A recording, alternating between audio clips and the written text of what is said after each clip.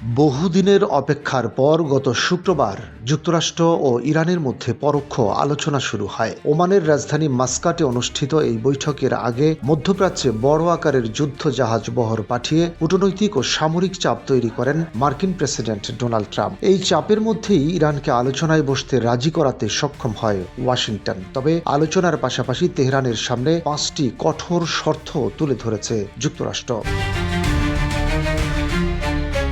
Israeli সংবাদ মাধ্যম মারিভের প্রতিবেদনে বলা হয়েছে, যুক্তরাষ্ট্রের পক্ষ থেকে ইরানকে যে 5টি প্রধান দাবি জানানো হয়েছে তার মধ্যে রয়েছে সমৃদ্ধ করা প্রায় 400 কেজি ইউরেনিয়াম দেশের বাইরে সরিয়ে নেওয়া, একই সঙ্গে ইরানের পারমাণবিক অবকাঠামো পুরোপুরি ধ্বংস করা এবং ব্যালিস্টিক ক্ষেপণাস্ত্র সক্ষমতা বাতিল করার কথাও বলা হয়েছে।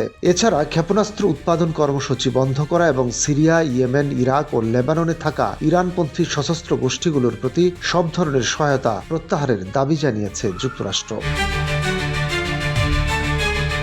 আন্তর্জাতিক সম্পর্ক বিশ্লেষকদের মতে এসব শর্তের মধ্যে সবচেয়ে কঠিন ও সংবেদনশীল দাবি হল ইরানের ব্যালিস্টিক ক্ষেপণাস্ত্র সক্ষমতা ধ্বংস করা। চাথাম হাউসের পরিচালক ও প্রধান নির্বাহী ব্রোনওয়েন ম্যাডোক্স মনে করেন, এই ক্ষেপণাস্ত্র ব্যবস্থাই ইরানের প্রধান প্রতিরক্ষা শক্তি। তার ভাষায়, এই সক্ষমতা না থাকলে ইরান কার্যত অরক্ষিত হয়ে পড়বে এবং ইসরায়েলের বিমান শক্তি ও যুক্তরাষ্ট্রের স্টিলথ বোম্বারের সামনে দেশটি সহজ লক্ষ্যবস্তুতে পরিণত হবে। এমন পরিস্থিতিতে কোনো সরকারই টিকে থাকা কঠিন হবে।